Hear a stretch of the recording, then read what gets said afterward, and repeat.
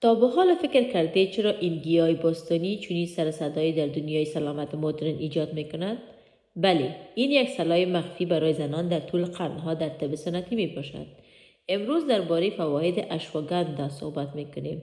7 فایده عمده برای خانم ها. اول، به تسکین استرس و اضطراب را کمک می کند.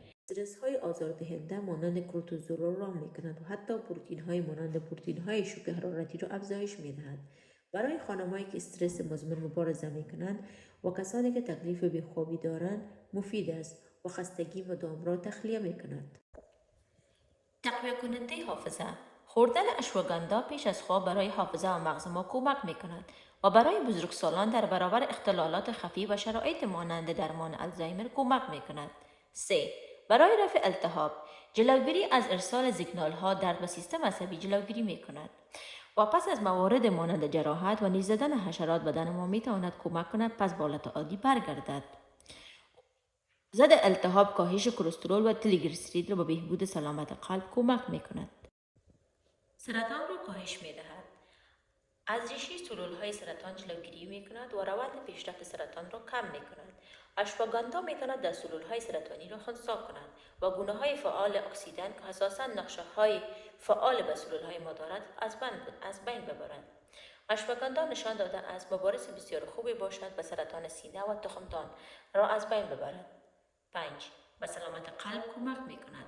افزایش سطح اکسیژن در لحظات پرانرژی حیاتی در جایی که بیشتر مورد نیاز است.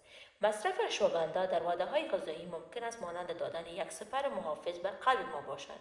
همچنان مقابله با کلسترول بالا و گاه به گاهی تنگی نفس سینه و فشار خون و حتی سکسکه‌های قلب ما مفید باشد.